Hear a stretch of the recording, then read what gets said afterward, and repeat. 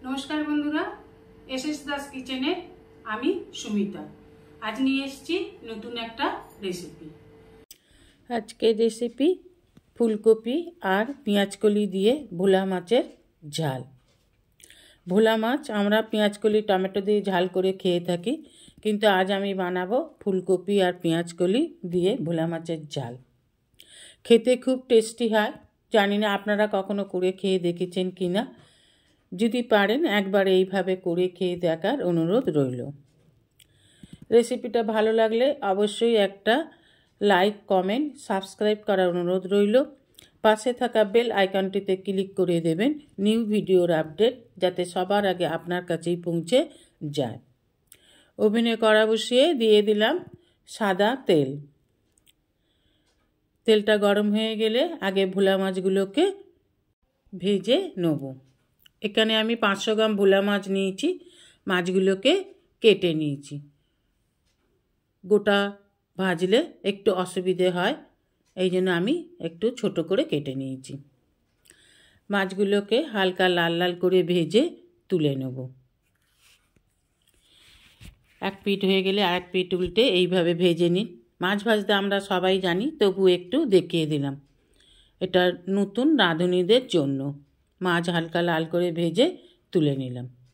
এবার একটা মশলা বানিয়ে নেব। নিয়ে নেব বড় চামচের 1 চামচ পোস্ত, 4-5টা কাঁচা লঙ্কা, নিয়ে নিলাম আদা আর রসুন। আদা আর রসুন নিয়ে নেব। ভোলা মাছে একটু রসুন না দিলে একটা গন্ধ লাগে। দিয়ে দেব সাদা সর্ষে আর কালো সর্ষে, আমি মিশিয়েই রাখি। এটা আমি 3 চামচের মতো নিয়ে নেব। আর নিয়ে নেব সাদা তিল 1 চামচ। একটু জল দিয়ে একটা ঘন পেস্ট বানিয়ে নেব। ভালোভাবে একটু সব উপকরণগুলোকে মিশিয়ে নিয়ে একটা পেস্ট বানিয়ে নিলাম।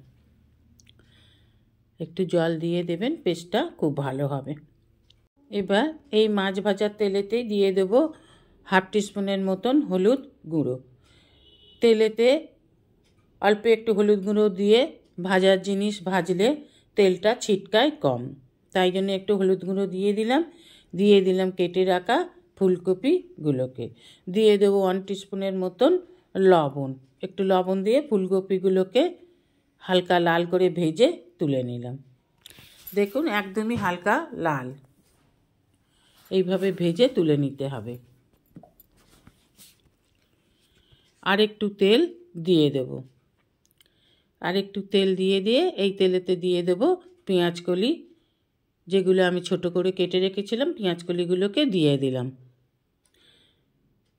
অল্প একটু লবণ দিয়ে পেঁয়াজকলিটাকেও ভেজে নিতে হবে, নাহলে পেঁয়াজকলির টেস্টটা সম্পূর্ণ আসবে না। দিয়ে দেব অল্প একটু লবণ দিয়ে পেঁয়াজকলিটাকেও হালকাভাবে ভেজে নেব। যখন পেঁয়াজকলিটা নরম হয়ে আসবে, এইভাবে ভেজে নিতে নরম হয়ে আসবে, তখন দিয়ে দেব টমেটো কুচি। এখানে আমি 2টো ছোট টমেটো কুচি করে নিয়েছি। এবার টমেটো আর পেঁয়াজকলি খুব ভালোভাবে কষে নেব, যতক্ষণ না টমেটো আর পেঁয়াজকলি দিয়ে কাঁচা গন্ধ চলে যাচ্ছে। দিয়ে দেব ঢাকা। 2-3 মিনিটের জন্য ঢাকা দিয়ে লাগলে টমেটো খুব তাড়াতাড়ি নরম হয়ে যাবে। দেখুন টমেটো নরম হয়ে গেছে। এবার প্যাঁচলার সাহায্যে টমেটোগুলোকে একটু ম্যাশ করে দিন। এইভাবে একটু ম্যাশ করে দিতে হবে। একটু ঘেঁটে দিলে পেঁয়াজকলির সাথে ভালোভাবে মিশে যাবে টমেটোটা।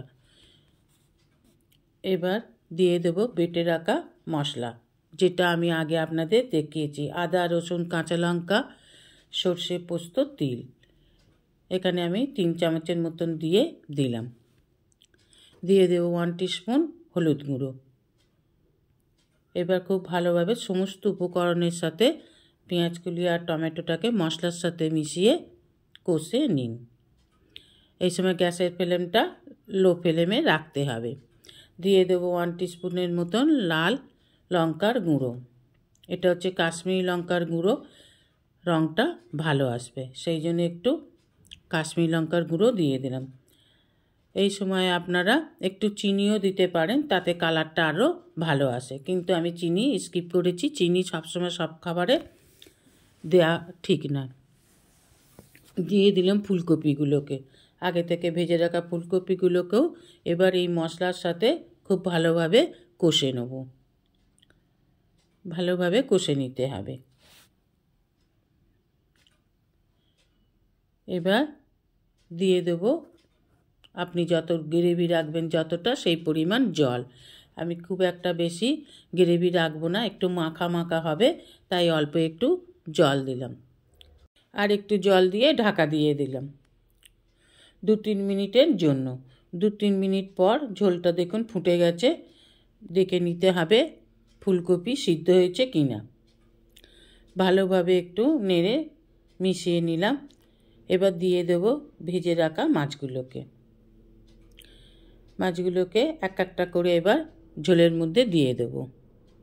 আর হালকা হাতেই নেড়ে দিতে হবে, খুব বেশি নাড়লে মাছ কিন্তু ভেঙে যাবে। এইভাবে হালকা হালকা করে একটু নেড়ে দিন। মাছগুলোকে একটু গ্রেভির সাথে মিশিয়ে দিতে হবে, যাতে গ্রেভির সাথে মাছগুলো ফুটে ঝোলের টেস্টটা একটু হয়। এইভাবে আলতো হাতে নেড়ে নেড়ে মাছগুলোকে সব গ্রেভির সাথে মিশিয়ে দিলাম। এইভাবে মিশিয়ে দেবেন।